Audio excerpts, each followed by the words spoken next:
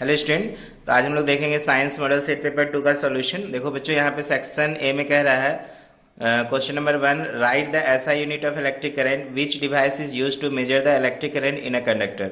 बच्चों, electric current का जो एसआई यूनिट होता है वो एम्पियर होता है, और इलेक्ट्रिक करंट को मेजर करने के लिए जिस डिवाइस का हम प्रयोग करते हैं उससे हम एमीटर बोलते हैं। ठीक है ना।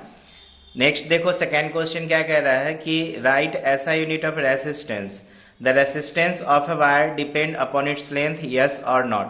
देखो बच्चों, ऐसा यूनिट ऑफ रेसिस्टेंस तो ओम होगा, और रेसिस्टेंस ऑफ वायर क्या लेंथ पर डिपेंड करेगा कि नहीं, वायर के लेंथ पर। तो बच्चों मैं बता दूं आपको कि अगर मान लो कोई कंडक्टर है जिसका लेंथ मान लो L है, ठीक है, और इसकी एरिया ऑफ क्रॉस सेक्शन मान लो A है, तो रेसिस्टेंस जो होता है ये लेंथ का डायरेक्टली प्रोपोर्शनल होता है। अगर इसकी लेंथ को अगर हम इंक्रीज कर देंगे तो रेसिस्टेंस बढ़ जाएगा, ठीक है ना। और एरिया का इन्वर्सली प्रोपोर्शनल होता है। अगर इसके लेंथ को, अगर इसी कंडक्टर का लेंथ को बढ़ाएंगे तो एरिया घटेगा, तो एरिया घटेगा तो बताओ रेसिस्टेंस भी बढ़ जाएगा फिर से।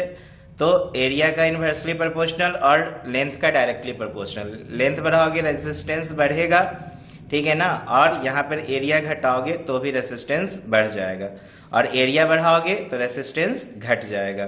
तो इसका मतलब ये हुआ ना कि रेसिस्टेंस ऑफ वायर डिपेंड किया लेंथ पर, ठीक है। तो आंसर लिखोगे yes, the resistance of wire depend upon its length. Next question देखेंगे, third number, name two metals which can be easily cut with a knife. बच्चों आपको दो मेटल का नाम बताना है जिसको आप चाकू से आसानी से काट सको।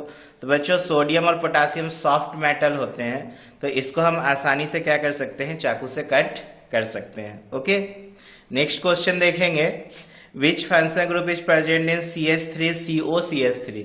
बच्चों CH3COCH3, तो यहाँ पे ये CO जो है ना बच्चों, ये कीटोन ग्रुप है। कौन सा ग्रुप है, कीटोन। तो यहाँ पे जो फंक्शनल ग्रुप होगा वो कीटोन हो जाएगा। कीटोन का देखो फंक्शनल ग्रुप का ये स्ट्रक्चर हो गया, free bond C, double bond और सिंगल बॉन्ड। और ये C2H4 आप देख रहे हो कि इथीन है, तो इथीन में जो ग्रुप मौजूद होते हैं वो एल्कीन होते हैं। कौन से ग्रुप मौजूद होते हैं, वो एल्कीन, जिसको इन बोलते हो। देखते हो ना, कार्बन कार्बन के बीच डबल बॉन्ड होते हैं, बाकी कार्बन के बीच सिंगल बॉन्ड, लेकिन दो कार्बन के बीच आपको क्या मिलते हैं, डबल बॉन्ड मिलते हैं। तो यहाँ पर एक आंसर हो जाएगा इसका कीटोन, और ये जो हो जाएगा बच्चों इथीन हो जाएगा। ओके, कोई दिक्कत नहीं। नेक्स्ट क्वेश्चन देखेंगे, 5 नंबर। बच्चों 5 नंबर में क्या कह रहा है कि व्हाट इज फॉसिल्स। फॉसिल्स क्या है बच्चों, fossils are the preserved remains of plant and animal whose bodies were buried in sediment such as sand, mud, under ancient seas, lake and river. जैसे कि आप जानते हैं कि बहुत सारे सड़े गले पेड़ पौधे जीव जंतु जो है वो क्या हो गए, ढक गए, मिट्टी में ढक गए, उसके ऊपर सैंड, मड वगैरह सब जो है लाखों सालों तक रहा, और फिर ये किसका रूप ले लिया, ये फॉसिल्स का रूप ले लिया। तो आपको सिंपल सा जवाब देना है। नेक्स्ट क्वेश्चन है, what do you mean by the inherited traits. ठीक है बच्चों, यहाँ पे इनहेरिटेड ट्रेड्स का हमसे मीनिंग पूछ रहा है, क्या मतलब होता है। तो इनहेरिटेड ट्रेड्स का मतलब क्या होता है ना कि कोई कैरेक्टर मान लो अगर पेरेंट से डायरेक्ट ऑफ स्प्रिंग में जाते हैं, ठीक है, तो इसी को हम लोग बोलते हैं इनहेरिटेड ट्रेड्स। ठीक है, तो the traits which are transmitted by the parent to offspring during the process of fertilisation is known as inherited traits. Inherited traits are coded in our DNA. Inherited traits जो होते हैं, नहीं बोलते अनुवांशिक गुण जो होते हैं, तो वह हमारे डीएनए में रहते हैं, और यही जो है जनरेशन टू जनरेशन आगे बढ़ते रहते हैं। जैसे कि इसका क्या आपको दिखेगा कॉन्सेप्ट, जैसे कि आई कलर, मान लो कि पेरेंट्स का ब्राउन आई है तो उनके जो बच्चे होंगे उनका भी कलर क्या हो जाएगा, ब्राउन हो सकता है। अगर मान लो किन्हीं के पेरेंट्स टॉल हैं तो बच्चे का भी हाइट क्या हो सकता है, टॉल हो सकता है। ठीक है ना। इसके अलावा कॉम्प्लेक्शन, हेयर कलर वगैरह में भी आपको इनहेरिटेड कैरेक्टरिस्टिक्स देखने को मिलता है, अनुवांशिक। आप यहाँ पर समझ सकते हो कि पेरेंट्स का गुण सीधा सीधी किस में जा रहा है, ऑफ स्प्रिंग में। नेक्स्ट क्वेश्चन देखेंगे, give example of food chain. तो देखो मैंने यहाँ पे फूड चेन का 2 एग्जाम्पल लिखा है। फूड चेन सबसे पहले है क्या, तो each living things is a part of A multiple food chain. For example grass is a part of food chain. जैसे फूड चेन का मतलब क्या हो गया कि ऑर्गेनिज्म जो है दूसरे ऑर्गेनिज्म पे क्या है, डिपेंडेंट है। जैसे मान लो मैंने यहाँ पे लिखा है ग्रास। ग्रास जो है इसे कौन खाते हैं? Grass hopper. ग्रास हॉपर को कौन खा जाएगा? फ्रॉग। फ्रॉग को कौन खाएगा? स्नेक। स्नेक को कौन खाएगा? ईगल। तो देखो ये क्या बना दिया? फूड चेन बना दिया ना, ग्रास का फूड चेन हो गया ये। इसी तरीके से दूसरा एक और आप ग्रास का फूड चेन बना सकते हो। ग्रास को कौन खा रहा है? डियर। डियर को कौन खाएगा? टाइगर।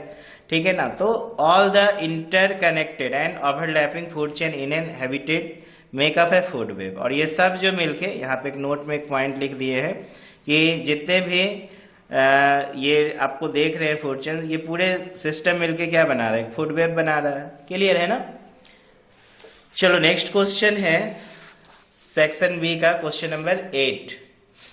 देखो बच्चों यहाँ पे क्या कह रहा है कि state Ohm's law, on the basis of Ohm's law write the relation between potential difference and electric current, define resistance of the conductor.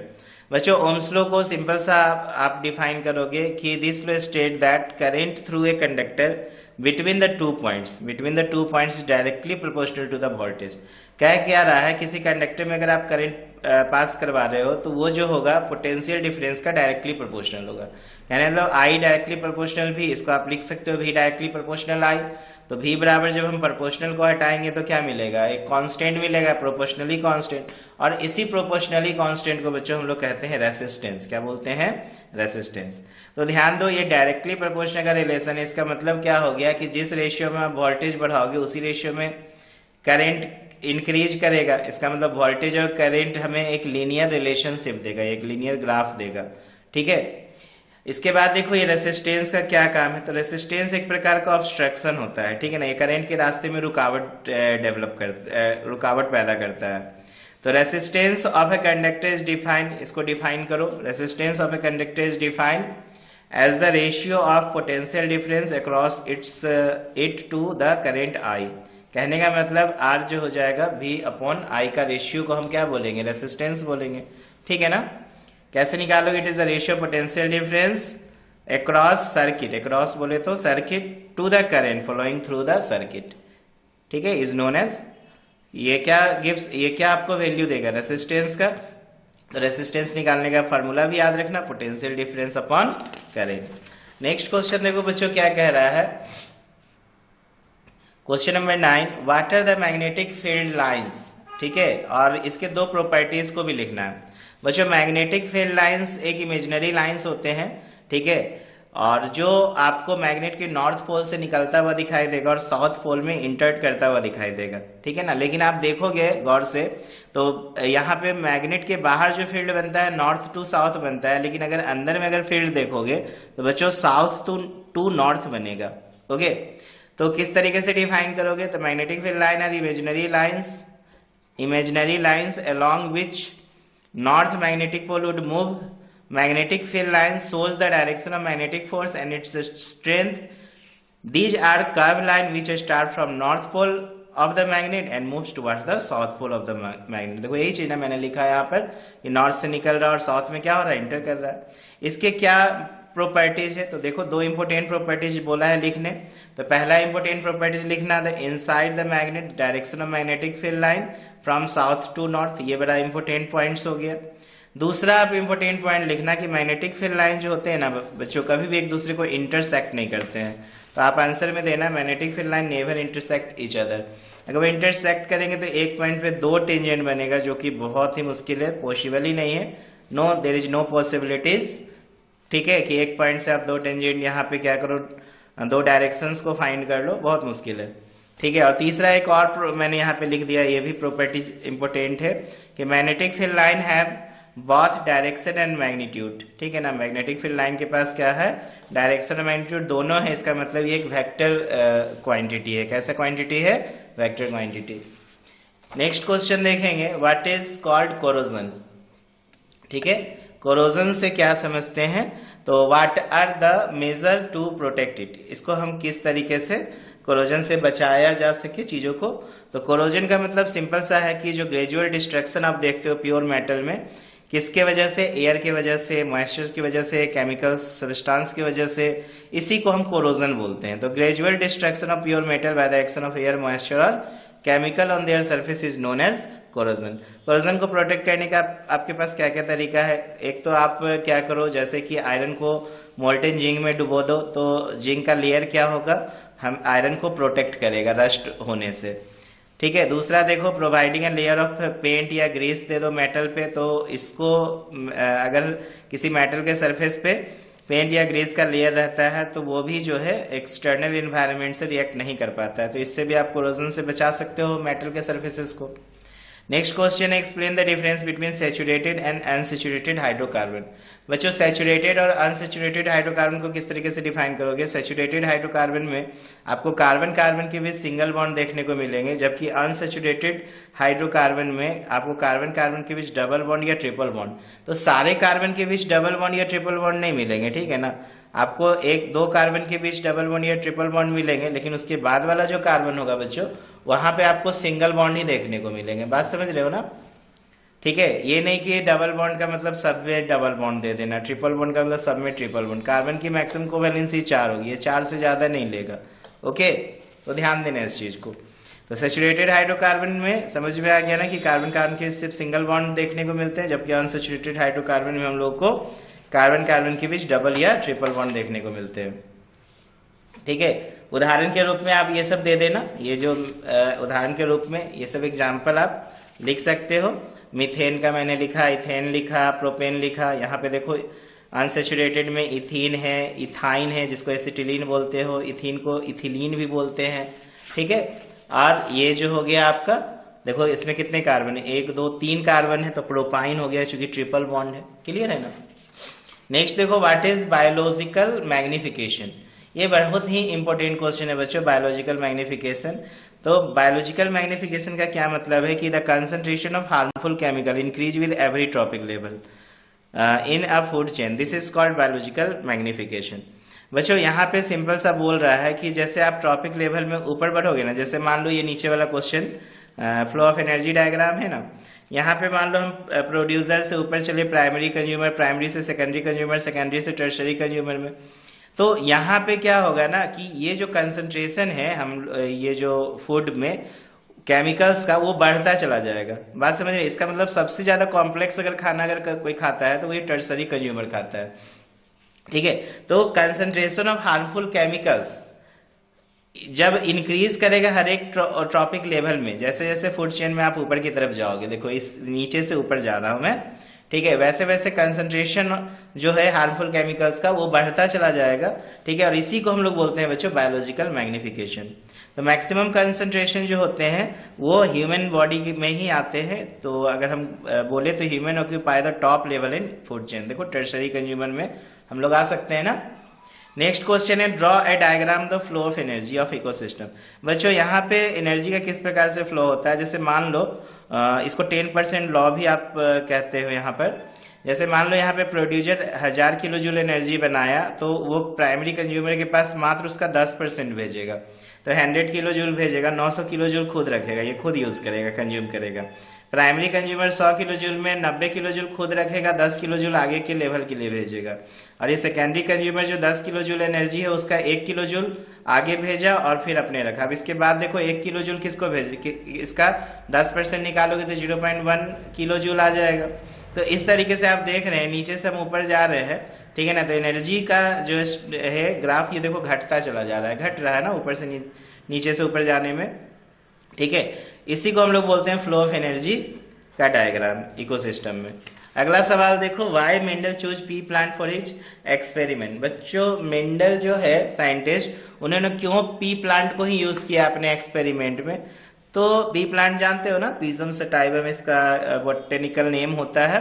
ठीक है, तो इसके पीछे का कारण क्या था कि मेंडल ने क्यों इस प्लांट को चूज किया। तो बहुत सिंपल सा है कि ability of detectable contrasting trait of several character. देखो ये बहुत सारे कैरेक्टर को ना यहाँ पे चूंकि मटर के दाने को लेकर डिसाइड कर सकता था, जैसे कि मटर के दाने क्या होंगे, गोल होंगे कि सिकुड़े हुए होंगे, ठीक है ना, उनका कलर क्या होगा, ग्रीन होगा कि येलो होगा, ऐसे बहुत सारे उनके पास कॉन्ट्रास्टिंग कैरेक्टरिस्टिक्स थे। ठीक है ना, उसकी इसलिए मटर के दाना को उन्होंने अपने एक्सपेरिमेंट में पी प्लांट को लेना अच्छा समझा।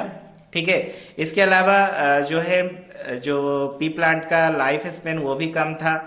फिर दूसरा, normally allow self fertilisation but cross fertilisation can also be carried out. यहाँ पे नॉर्मली जो होते हैं पी प्लांट में सेल्फ फर्टिलाइजेशन होता है, लेकिन क्रॉस फर्टिलाइजेशन भी देखने को मिलता है। Large number of seeds are produce, बहुत सारे सीड्स प्रोड्यूस होते हैं इसमें। तो ये सब कारण से मेंडल ने पी प्लांट को ही ज्यादा उचित समझा अपने एक्सपेरिमेंट के लिए। ओके, नेक्स्ट क्वेश्चन देखो, सेक्शन सी का बच्चों क्या कह रहा है। In an electric circuit 3 resistor जिसका रेसिस्टेंस R1 R2 R3 है, ये पैरेलल में कनेक्टेड है। आपको एक एक्सप्रेशन बनाना है फॉर द इक्विवेलेंट रेसिस्टेंस। तो बच्चों देखो हमने यहाँ पे क्या किया है, 3 रेसिस्टेंस R1 R2 R3 को एक कॉमन पोटेंशियल V से कनेक्ट कर दिया है। यहाँ पे हमने स्विच लगा दिया। इस पूरे सर्किट से करंट I फ्लो हो रहा है, और जानते हैं कि पैरेलल कनेक्शन में करंट जो है डिस्ट्रीब्यूट होता है। ठीक है, तो I1 I2 I3 across R1 R2 R3 resistance में मैंने क्या किया, डिस्ट्रीब्यूट करा दिया। और एक चीज और ध्यान देना, इसमें जो पोटेंशियल डिफरेंस अगर आपको यहाँ से मेजर करना है तो आप यहाँ पे इसके पैरेलल जो है एक क्या लगा सकते हो, पोटेंशियोमीटर लगा सकते हो। वोल्ट मीटर बोले ना, वोल्ट मीटर आप यहाँ से पैरेलल में लगा दोगे, ऐसे लगा दो, यहाँ से या कहीं से भी लगाओ ना, इसके पैरेलल होने चाहिए। कैसे होने चाहिए, पैरेलल। बात समझ रहे हैं ना, क्योंकि वोल्ट मीटर जो होता है पैरेलल में लगाया जाता है सर्किट में, जबकि एमीटर जो है हम लोग सीरीज में लगाते हैं। ठीक है ना, याद रखोगे इस चीज को। तो हमने मान लिया R1 R2 R3 3 रेसिस्टेंस है, जो कि कॉमन पोटेंशियल डिफरेंस V से हमने कनेक्ट किया है, और करंट I फ्लो हो रहा है, और I का हमने पार्टीशन कर दिया I1 I2 I3 across R1 R2 R3 resistor की तरफ। ठीक है ना, इसलिए देखो चूंकि करंट I डिस्ट्रीब्यूट हुआ है तो आप लिख सकते हो I बराबर I1 plus I2 plus I3, इसको इक्वेशन फर्स्ट मान लेना। फिर लिखोगे R be the equivalent resistance of parallel combination, तो I बराबर V बाय R होगा ओम्स लॉ से। फिर इंडिविजुअल रेसिस्टर के लिए ओम्स लॉ लगाओगे तो I1 बराबर V बट्टा R1, I2 बराबर V बट्टा R2, I3 बराबर V बट्टा R3। यहाँ पे I1 I2 I3 का मान आप इसमें पुट करोगे तो आपके पास एक एक्सप्रेशन मिलेगा 1 बाय R बराबर 1 by R1 plus 1 by R2 plus 1 by R3। This is the expression for equivalent resistance for the parallel combination. Okay, चलिए इसके बाद है नेक्स्ट क्वेश्चन 16 नंबर। 16 में देखो बच्चों क्या कह रहा है कि what is electric motor and write its principle, draw लेवल diagram of an electric motor and write its two uses. बच्चों इलेक्ट्रिक मोटर एक ऐसा डिवाइस होता है जिसमें हम इलेक्ट्रिकल एनर्जी को मैकेनिकल एनर्जी में कन्वर्ट करते हैं। ठीक है ना, इलेक्ट्रिकल एनर्जी से आप मैकेनिकल बोले तो मोशन। ठीक है ना, इस तरीके से मोशन चाहिए, मैकेनिक्स। ठीक है, तो इसका मेन प्रिंसिपल क्या है बच्चों, वर्किंग जो है principle electric motor is based on the magnetic effect of current. ये मैग्नेटिक इफेक्ट ऑफ करंट पे क्या होता है, बेस्ड होता है। A current carrying loop experience a force and rotate when the placed in a magnetic field. The direction of rotation of loop is given by the Fleming left hand rule. बच्चों Fleming का left hand rule आपको पता होगा। जैसे left hand rule मान लो, इसका ये तीन जो है तीन फिंगर को जो है ये एडजस्ट किया था फ्लेमिंग, और बताया कि ये वाला जो फिंगर है मिडिल फिंगर, ये वाला ये कौन सा 4 फिंगर हो गया ना, ये 4 फिंगर। ठीक है, और ये आपका हो गया कौन सा, मिडिल फिंगर, और ये थंब। ये तीनों को ना परपेंडिकुलर इस प्रकार से एडजस्ट किया कि बताया कि ये जो है 4 फिंगर ये मैग्नेटिक फील्ड के डायरेक्शन को दिखाएगा, और ये जो है मिडिल वाला, ठीक है ना, ये करंट के डायरेक्शन को दिखाएगा, और ये फोर्स के डायरेक्शन को दिखाएगा। तो आपको ये सर्किट में क्या करना है, ये वाला देखो नॉर्थ और साउथ मैंने क्या किया है, यहाँ पर मैग्नेट लगाया है, इसके बीच एक आर्मेचर मैंने बना दिया, इसको एक्सल से फिट कर दिया। यहाँ पे स्लिप रिंग है और ये ब्रशेस लगा हुआ है। ठीक है ना, ये क्या है, ये एक आर्मेचर है, ये नॉर्थ साउथ है। यहाँ पे कंटिन्यू मैग्नेटिक फील्ड प्रोड्यूस हो रहा है नॉर्थ टू साउथ। हमने पढ़ा है ना, मैग्नेट के बाहर जो है magnetic field north to south होता है। ठीक है, फिर यहाँ पर आपने देखो इसको हमने एक बैटरी से कनेक्ट कर दिया। ठीक है, और यहाँ पे ये आपका स्लिप रिंग लगा हुआ है, एक्सल्स के चारों एक्सल के बीच में, एक्सल बीच में फंसा हुआ है। स्लिप रिंग इसलिए लगा हुआ है ताकि ये एक्सल जब रोटेट करेगा तो ये आर्मेचर रोटेट करेगा और ये फंसेगा नहीं वायर। यहाँ पे ब्रशेस है, कार्बन इस दोनों के बीच कांटेक्ट बना के रखेगा। ठीक है, यहाँ से करंट जाएगा तो ये आपका फ्लेमिंग का जो लेफ्ट हैंड रूल है उससे देखो यहाँ पे कॉन्सेप्ट आपको समझ में आएगा कि अगर मान लो ये जो तीनों फिंगर को इस तरीके से एडजस्ट करेगा कि ये वाला जो फिंगर है 4 फिंगर, अगर मान लो डायरेक्शन को दिखा रहा है मैग्नेटिक फील्ड के, तो ये देखो ये डाउन अगर होगा करंट ऊपर तो ये अंदर की तरफ जाएगा, ये प्लेट जो जाएगा अंदर की तरफ जाएगा। और इधर अगर देखो फील्ड इधर है या करंट नीचे आएगा तो ये थंब ऊपर की ओर आ रहा है, इसका मतलब ये वाला जो लाइन है ये आर्मेचर का ये पोर्शन ऊपर की ओर जाएगा। तो इस तरह एक फोर्स डेवलप हो रहा है, ठीक है। और यही इस थ्योरी पे जो है इलेक्ट्रिक मोटर काम करेगा, इसलिए हमने कहा कि इस इलेक्ट्रिकल एनर्जी को ये कैसे में कन्वर्ट कर रहा है, मैकेनिकल एनर्जी में। बात समझ रहे हो ना। इसका लेवल डायग्राम अगर बनाना है तो आप बना सकते हो, मैंने यहाँ पे लिख दिया, फंक्शन ऑफ स्प्लिट रिंग वगैरह भी लिख दिया है, इसका यूजेज लिख दिया है, ठीक है ना। ये तो लेवल डायग्राम ही हमसे पूछा था तो ये डायग्राम हमने बना दिया। हमने यहाँ पे स्प्लिट रिंग का फंक्शन का लिख दिया है कि एक कम्यूटेटर के रूप में काम करता है। Commutator the reverse the direction the current, ये करंट की डायरेक्शन को रिवर्स करेगा flowing through the coil after each half rotation of the coil. Due to this reversal of the current, the coil continues to rotate the same direction. इस तरह से current देखो इस direction में आते रहेगा और ये कंटिन्यू जो है रोटेट करते, ये ऐसे जाएगा ना, ऐसे रोटेट करेगा, ऐसे ये अंदर जा रहा है ये बाहर, ये अंदर जा रहा है ये बाहर, इस तरीके से। इसका यूजेज अगर लिखना है तो आप लिख सकते हो इलेक्ट्रिक मोटर का। Electric motor used in the vacuum cleaner, dish washers, फिर computer, printers, fax machine, sewage treatment plant वगैरह वगैरह में। फिर by using electric motor we can convert electricity to mechanical energy. ऐसे बहुत सारे यूजेज हैं, बेसिक यूजेज आप लिखोगे इसका, ठीक है ना। मेन तो आपको जब भी जरूरत पड़ेगा इलेक्ट्रिकल टू मैकेनिकल एनर्जी तो देखो मोटर का हम यूज करेंगे। अगला प्रश्न देखो कह रहा है कि what is called isomerism, right the name and structural formula of isomers of pentane. बच्चों आइसोमेरिज्म किसको कहते हो, देखोगे ना कि कोई मान लो कंपाउंड है जिसका फार्मूला तो आप एक ही रख रहे हो लेकिन उसका जब स्ट्रक्चर ड्रॉ करोगे तो डिफरेंट स्ट्रक्चर्स मिलेंगे। बच्चों वही डिफरेंट स्ट्रक्चर जो आइसोमर्स कहलाते हैं और इस घटना को हम लोग आइसोमेरिज्म कहते हैं। कैसे डिफाइन करोगे, isomerism is the phenomenon in which more than one compound have the same chemical formula but different chemical structure is known as isomerism. जैसे यहाँ पे देखो पेंटेन C5H12 होता है फार्मूला, इसके 3 आइसोमर्स होते हैं, नॉर्मल पेंटेन, आइसोपेंटेन और नियोपेंटेन होते हैं। तो देखो नॉर्मल पेंटेन में सिंपल सा आपको 5 कार्बन स्ट्रेट चेन में दे दिए, 17 हाइड्रोजन जोड़ दिए। आइसोपेंटेन में आप देख रहे हो कि सेकेंड नंबर कार्बन पे कार्बन का मैंने ग्रुपिंग लगाया है, ऊपर की चैन बना दिया, तो यहाँ पर आइसोपेंटेन इसको बोलोगे। और जब बीच वाले कार्बन में देखो ऊपर भी कार्बन नीचे भी कार्बन, तो ये नियोपेंटेन बना रहा है। तो ये इसके 3 आइसोमर्स होते हैं। क्लियर है ना। नेक्स्ट देखो क्वेश्चन नंबर 18 बोल रहा है बच्चों ओजोन क्या है, ठीक है ना, और कैसे ये हमारे इकोसिस्टम को प्रभावित करता है और what step are being taken to reduce ozone layer depletion. तो 3 सवाल है यहाँ पर कि ओजोन क्या है, कैसे इकोसिस्टम को प्रभावित करता है और हम लोगों ने क्या क्या स्टेप्स अभी तक लिया है, ठीक है। जिस what step are being taken to reduce ozone layer, जो ओजोन लेयर का डिप्लीशन हो रहा है उसको बचाने के लिए हम लोगों ने क्या क्या स्टेप्स लिया है। तो देखो बच्चों सबसे पहले ओजोन के विषय में जानो क्या होता है। ओजोन एक कलरलेस गैस होता है जो कहीं ना कहीं अगर देखा जाए तो अल्ट्रावायलेट रेडिएशन के लिए एक स्क्रीन का काम करता है, ठीक है। और ये हायर लेवल पे जो है एटमॉस्फेयर के हायर लेवल पे कंटिन्यू फॉर्म होते रहते हैं। बच्चों कैसे फॉर्म होते हैं समझो इसका, जैसे कि जो यूवी रेज है ऑक्सीजन के मॉलिक्यूल पे जब पड़ते हैं तो ये ऑक्सीजन के मॉलिक्यूल ब्रेक कर जाते हैं, ठीक है ना, और ये फ्री ऑक्सीजन में कन्वर्ट होते हैं। इसको आप मैंने यहाँ पे लिखा है नेसेंट ऑक्सीजन, और यही नेसेंट ऑक्सीजन और जो एटमॉस्फेयर में ऑक्सीजन के मॉलिक्यूल मौजूद होते हैं उससे रिएक्ट करके ओजोन बनाता है, ठीक है ना। तो देखो ओजोन का फॉर्मेशन हो गया ना, नेसेंट ऑक्सीजन प्लस ऑक्सीजन मिलके ओजोन बना दिया, ठीक। सेकेंड क्वेश्चन है, तो ये तो ओजोन का हो गया कॉन्सेप्ट, कैसे क्या है ओजोन। दूसरा है how does it affect the ecosystem.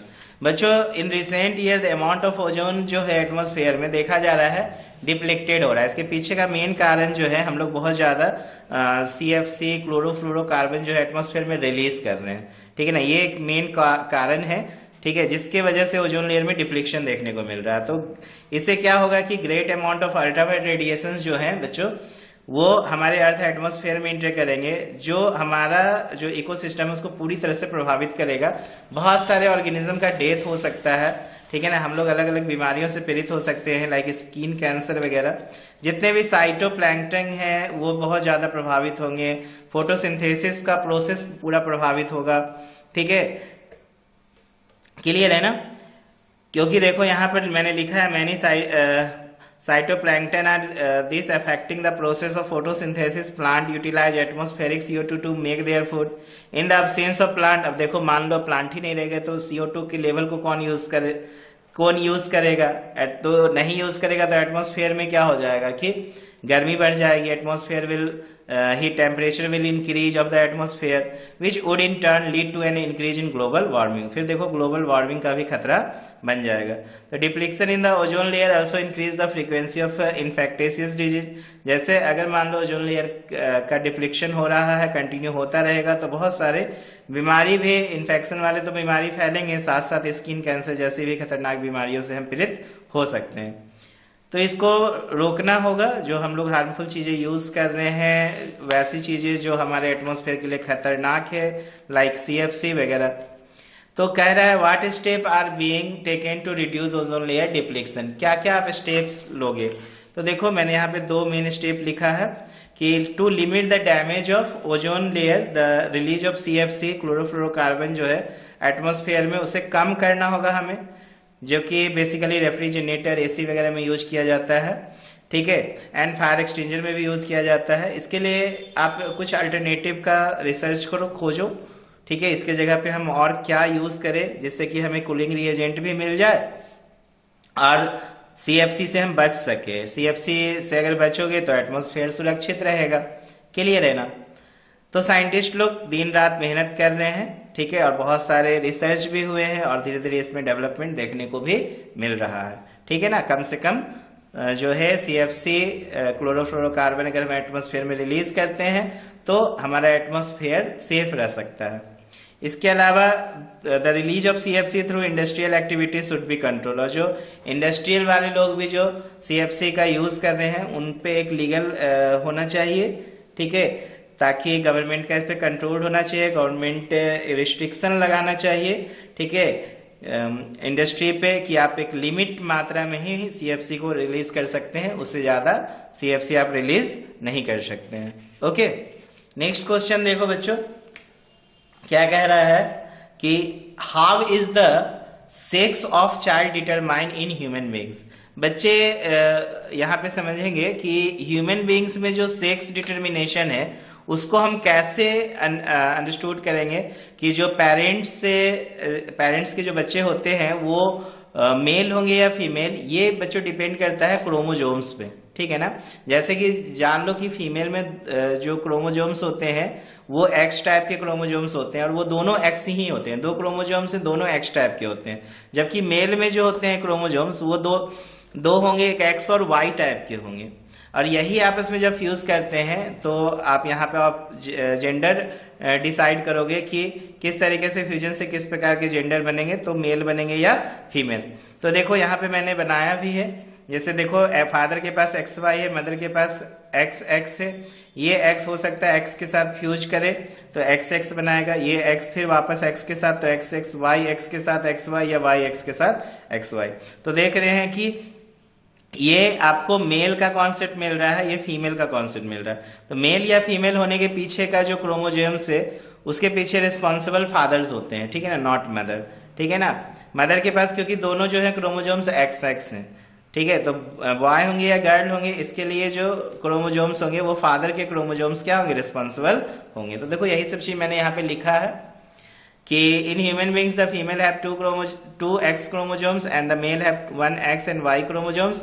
It means female have XX and male have XY chromosome. Actually the gamete receive half of the chromosomes. The male gametes have by 22 autosome. Autosome इसलिए बोल रहे हैं क्योंकि सीधा जो है parent से offspring में ट्रांसफर होता है. समझ रहे हो ना? और 22 ऑटोजोम ट्रांसफर होंगे और एक या तो X ट्रांसफर होगा या तो Y ट्रांसफर होगा. उसी तरीके से फीमेल में भी 22 जो होंगे ऑटोजोम्स होंगे पेरेंट से जो ऑफस्प्रिंग में जा रहा है, और एक X होंगे, दूसरा भी X ही हो सकते हैं. इसका मतलब फीमेल गैमेट्स की जो संख्या होगी या तो 22 + X या 22 + Y. उसी तरह फीमेल गैमेट्स की जो संख्या होंगे वो भी 22 + X. दोनों फिर से मिलेंगे. देखो 22 पेयर्स और एक पेयर मिलके 23 पेयर्स बन गए ना.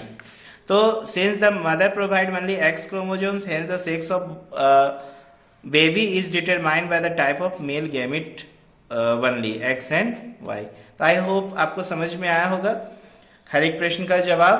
तो चलो बच्चों मेहनत करो, इसके बाद हम लोग मॉडल सेट पेपर 3 का सॉल्यूशन देखेंगे। Okay, thank you.